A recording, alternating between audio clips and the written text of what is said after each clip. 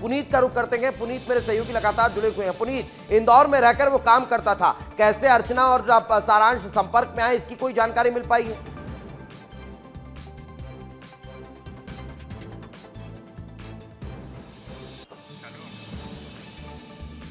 पुनीत, क्या आप मेरी आवाज सुन पा रहे हैं? और अगर सुन पा रहे हैं तो जरा अर्चना और सारांश के बीच जो संपर्क था उसके बारे में बताइए। इंदौर में ही रहकर सारांश काम करता था, इंदौर में ही रहकर अर्चना काम करती थी, कैसे दोनों एक दूसरे से के संपर्क में आए हैं?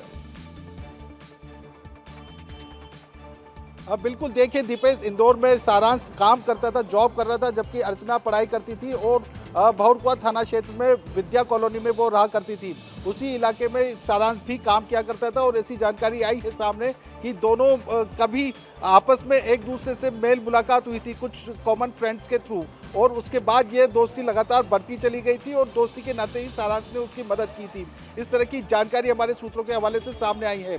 लेकिन विवेक पांडे मेरे साथ मौजूद है। विवेक, एक बड़ा सवाल ये खड़ा हो रहा है कि जो रामू तोमर नाम का जो कांस्टेबल सामने आया था उसकी क्या भूमिका थी, क्योंकि ये जो जानकारी मिल रही थी कि उसने भी कोई टिकट कराई थी।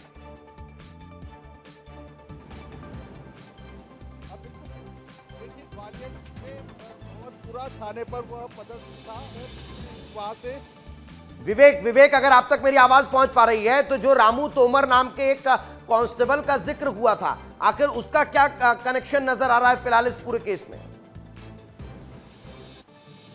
निश्चित तौर पे तमाम सारे सवालों के जवाब आपको दीपेश मिल जाएंगे। मैं पुलिस कमिश्नर ऑफिस में हूं और करीब 1 घंटे के बाद प्रेस कॉन्फ्रेंस होगी। रामू तोमर को लेकर जो आपने सवाल किया, उसने सिर्फ टिकट बुक कराई थी। और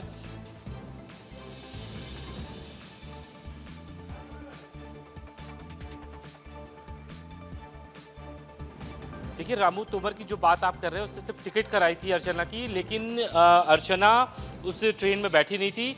रामू तोमर ने स्पष्ट किया कि वो किसी के कहने पर टिकट बुक कराया था। अर्चना कहाँ जाने वाली है ये बात उसको भी नहीं पता थी। लेकिन एक जो सबसे बड़ा सवाल ये है कि अब करीब 1 घंटे का समय बचा हुआ है दीपेश, सारी चीज़ें स्पष्ट हो जाएंगी। पुलिस बहुत सारी तैयारी के साथ प्रेस कॉन्फ्रेंस करेगी कि आखिर 12 दिनों तक कौन कौन सी एक्टिविटी अर्चना ने की है। उन तमाम सारे सवालों के जवाब मिल जाएंगे। कैसे उसका मूवमेंट रहा, नेपाल बॉर्डर तक कैसे पहुंच गई, ये तमाम चीजें जो है वो अब खंगालने में टीम जुटी हुई है। लेकिन यश का एक बार रुक कर लेते हैं। यश, कटनी से परिजनों के निकलने की जानकारी कल ही मिल चुकी थी, परिजनों को क्या अभी तक कुछ पता चल पाया था? क्या जानकारी थी? नाराजगी थी अर्चना की सगाई कर देने को लेकर? ये सारी चीजें कुछ अब तक निकलकर सामने आ पाई हैं?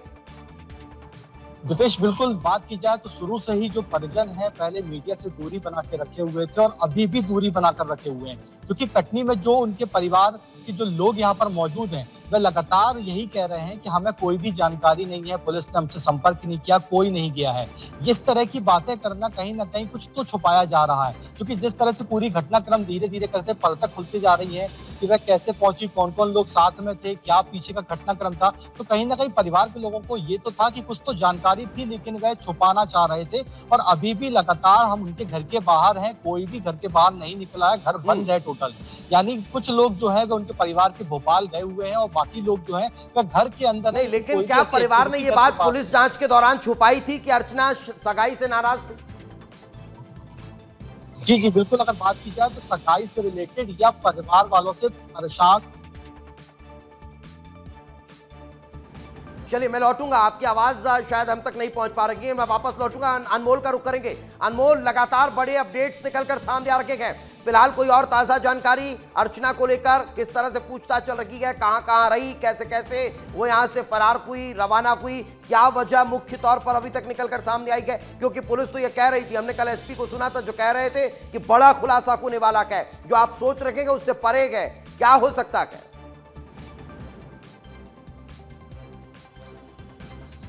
अब बिल्कुल दीपेश, निश्चित तौर पर 55 मिनट का वक्त रह गया, 1 बजे प्रेस कॉन्फ्रेंस शुरू हो जाएगा। और देखिए, बड़ी बात यही है कि आखिरकार अर्चना नेपाल बॉर्डर पर कैसे पहुंची, किसने उसकी मदद की इस दौरान, इसके अलावा मंशा क्या थी, क्योंकि देखिए स्पष्ट अभी तक नहीं हो पा रहा है, ये आधिकारिक जानकारी प्रेस कॉन्फ्रेंस में ही होगा। लेकिन हम लगातार ये बता रहे हैं कि अर्चना जो है देखिए इटारसी के आउटर में उतरी थी और इटारसी के आउटर के बाद जो है वो सुजालपुर पहुंची थी और फिर सुजालपुर से देखिए वो नेपाल की ओर चली गई थी। रहीना हमारी सहयोगी है जो लगातार अपडेट ले रही है, अधिकारियों से बातचीत कर रही है। ये गुत्थी जो है कि अर्चना नेपाल इंटरनेशनल बॉर्डर कैसे पहुंची, ये बताइए। देखिए, इसी को लेकर अब सवाल खड़े हो रहे हैं कि आखिर वो क्यों पहुंची, क्या उसके पीछे उनका प्लान क्या था, क्या अकेले गई थी या फिर जैसे एक निकल के नाम सामने आ रहा है कि उनके साथ कोई लड़का भी था जो कि शुजालपुर से वो लोग बाय रोड गए थे। लेकिन ये बात सामने आ रही है कि अगर वो हॉस्टल से निकली थी तो अपने घर वालों को उन्होंने क्यों नहीं बताया था। दूसरी बात ये भी है कि अगर वो हॉस्टल से घर के लिए निकलती और अगर घर नहीं जाती और अगर सिर्फ हॉस्टल में रहती तो हॉस्टल से भी एक बार उनको इन्फॉर्म किया जाता, सूचना दी जाती। हॉस्टल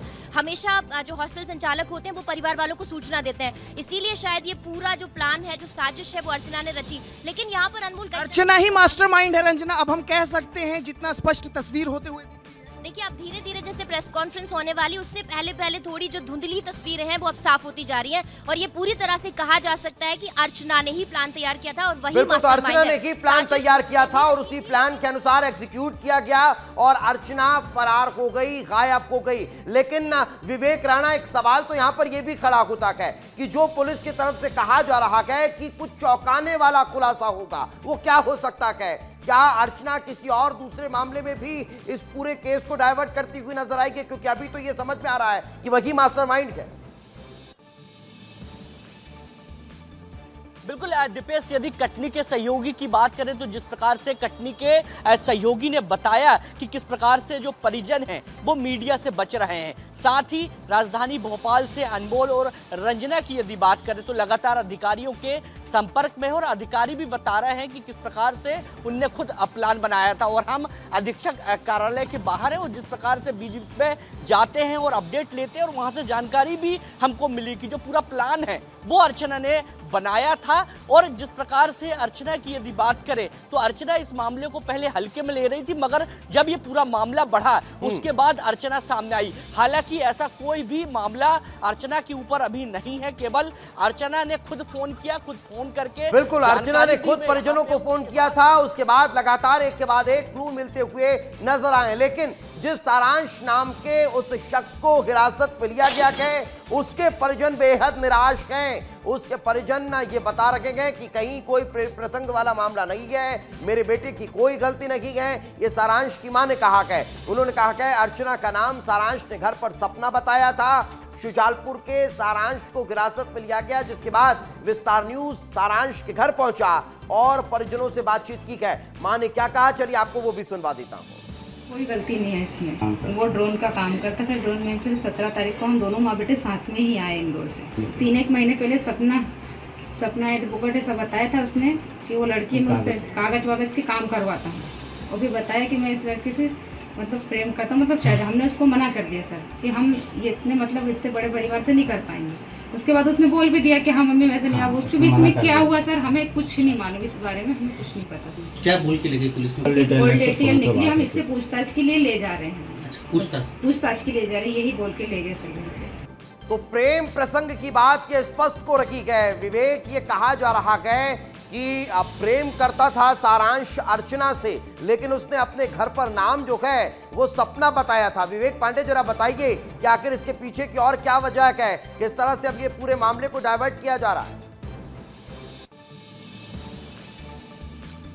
देखिए, अर्चना ने जब सारांश से संपर्क किया तो सारांश सुजालपुर में था और सुजालपुर में जब अर्चना पहुंची तब तक ये बात सामने आ गई कि अर्चना की मिसिंग कंप्लेन हुई है और मिसिंग कंप्लेन के साथ साथ पुलिस उसको बहुत सरगर्मी से तलाश कर रही है। और इसी दौरान सारांश ने जो सबसे एक बड़ी बात है, जो एक पुलिस अधिकारियों का ये कहना है, अभी जो फिलहाल पूछताछ हो रही है, एडीजी रेल पूछताछ कर रहे हैं, एसएसपी राहुल लोढ़ा पूछताछ कर रहे हैं, उनका ये कहना है कि सारांश को ये डर था कि पुलिस मध्य प्रदेश में अगर अर्चना रहती है तो जल्दी से जल्दी उसको तलाश कर ली जाएगी। लेकिन उसने कहा कि वो मध्य प्रदेश से बाहर चला जाए, नेपाल चली जाए और नेपाल जाने के बाद वो संपर्क करेगा, जब मामला ठंडा हो जाएगा तब वो खुद आएगा। लेकिन दोनों को ये नहीं पता था कि इस पूरे मामले में पुलिस लगातार खोजबीन करेगी, पुराने उनके रिकॉर्ड खंगालेगी, सीडीआर निकालेगी और सीडीआर निकालने की वजह से ही सारांश का नाम सामने आया। लेकिन विवेक राणा, एक सवाल तो यहाँ पर ये खड़ा हो रहा है, दोनों बालिग हैं, फिर इस तरह से भागते रहने और छुपते रहने की क्या वजह हो सकती है? बिल्कुल, क्योंकि जिस प्रकार से दोनों भाग रहे थे और सूचना भी मिली है, लगातार इनपुट भी आ रहा है, मगर अभी तक जो कहानी है वह खुल के नहीं आई है। क्योंकि सूत्र जैसे बता रहे हैं कि केवल घर से गुस्सा होकर जो अर्चना है वो काठमांडू गई थी, नेपाल गई थी, और जितने लोग जिन लोगों ने सहयोग किए हैं उनसे लगातार पूछताछ कर रही है। बस कुछ देर बाद जो कहानी है वह साफ हो जाएगी, तस्वीर पूरी तरह साफ हो जाएगी, क्योंकि प्रेस कॉन्फ्रेंस होगी और प्रेस कॉन्फ्रेंस में तमाम जो अधिकारी हैं वो बताएंगे कि किस प्रकार से अर्चना ने ये बड़ा कदम उठाया, क्यों उठाया। मगर क्यों उठाया, ये बड़ा सवाल है रंजना, एक बड़ा सवाल यहाँ पर ये भी खड़ा हो रहा है। ठीक है, कुछ देर बाद जब प्रेस कॉन्फ्रेंस होगी तमाम सवालों के जवाब मिलते हुए नजर आएंगे, लेकिन क्या जो थ्योरी अभी निकलकर सामने आ रही है, जिस पर हम चर्चा कर रहे हैं, पुलिस की थ्योरी उससे अलग हो सकती है?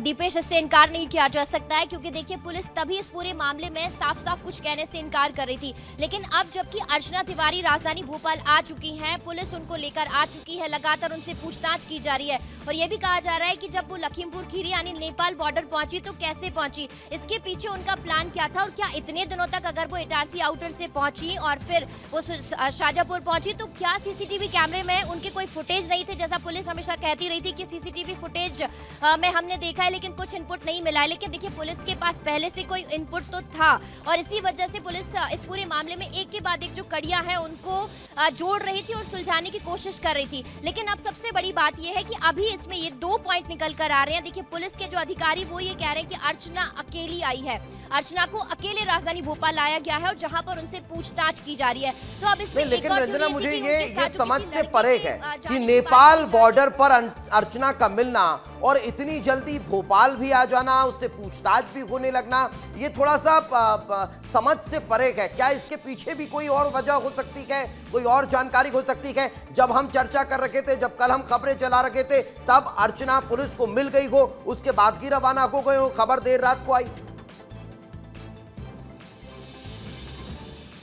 देखिए अब तो पुलिस ने ये स्पष्ट कर दिया है दीपेश की अर्चना तिवारी राजधानी भोपाल पहुंच चुकी हैं, लेकिन थ्योरी क्या है, अर्चना ने पूरा प्लान क्यों रचा था, क्यों इसके पीछे साजिश थी, और क्या उनके मन में अंदर चल रहा था, या फिर इसकी जो मास्टरमाइंड है, या फिर ये जो चीजें हैं इसके पीछे कोई और बड़ी वजह थी? कहीं अर्चना कोई और प्लान तो नहीं तैयार कर रही थी, या फिर पुलिस अभी इस पूरे मामले में सिर्फ इन सारी बातों को लेकर अभी सामने आ रही है? लेकिन सबसे बड़ा खुलासा जो होगा वो दोपहर 1 बजे होगा, जब rail SP Rahul Kumar Lodha press conference करेंगे और एक के बाद एक तमाम कड़ियों को जोड़ते हुए इस पूरी गुत्थी से पर्दा उठाएंगे, और तब ये सारी चीजें निकलकर सामने आएंगी। लेकिन अभी यहाँ पर कुछ 4 से 5 सवाल खड़े हो रहे हैं दीपेश, जिसको लेकर अभी सबके मन में इसी बात को लेकर सवाल है और उन जवाबों का इंतजार। बिल्कुल, तो जिन सवालों का जिक्र रंजना आप कर रही है, वो तमाम सवाल जो हैं उनका जवाब दोपहर 1 बजे जब प्रेस कॉन्फ्रेंस होगी उसमें मिलता हुआ नजर आने वाला है। तो चलिए मैं वही सवाल आपको बता देता हूं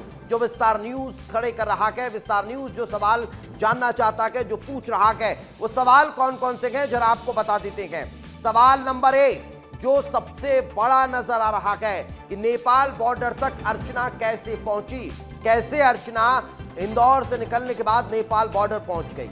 सवाल नंबर 2 अर्चना का क्या पूरा प्लान था जो अब तक स्पष्ट नहीं हो पाया है, आखिर क्या प्लान था अर्चना का जिसके कारण वो नेपाल तक जा पहुंची। सवाल नंबर 3 जो सबसे बड़ा है, 13 दिन तक परिवार से संपर्क अर्चना ने क्यों नहीं किया, ऐसी क्या नाराजगी थी, ऐसी क्या वजह थी जो परिवार से भी अर्चना संपर्क नहीं कर रही थी। सारांश का अर्चना से कनेक्शन क्या है, यह भी एक बड़ा सवाल है, क्योंकि सारांश की वो शख्स है जिसका नाम सबसे पहले सामने आया था। इसके अलावा किस दोस्त के साथ नेपाल बॉर्डर अर्चना गई थी, यह भी एक बड़ा सवाल है, और उस दोस्त के बारे में भी अब जानकारी निकलकर सामने आने वाली है। इस मिस्ट्री में कहीं कोई और किरदार तो नहीं है, यह भी एक बड़ा सवाल है, और कितने किरदार हैं उनके भी सवालों के जवाब जो हैं वो तलाश रखीगा। और पुलिस अब इन तमाम सवालों के जवाब एक तरफ अर्चना और सारांश से ले भी रखीगा, और इन तमाम सवालों के जवाब जो है वो 1 बजे प्रेस कॉन्फ्रेंस के दौरान पुलिस देती हुई नजर भी आने वाली है। तो लगातार हमारी एक बड़ी टीम हमारे साथ जुड़ी हुई है, लेकिन एक बार मैं यश खरे का रुख करूंगा। यश, एक बड़ा सवाल, जो परिजन हैं उन्हें क्या कोई इंफॉर्मेशन नहीं थी, कोई जानकारी नहीं थी, उन्हें पता ही नहीं चल पा रहा था कि कैसे अर्चना जो है वो रवाना हो गई, क्या अर्चना के संपर्क में परिवार नहीं था? जी बिल्कुल, ये कह सकते हैं कि अर्चना के संपर्क में परिवार नहीं था, क्योंकि अगर संपर्क में होता तो कुछ न कुछ पुलिस इनपुट निकालती, क्योंकि परिवार से बातचीत होती, सबके नंबर ट्रैकिंग पे थे, तो कहीं ऐसी कोई इनपुट नहीं मिल पा रहा था।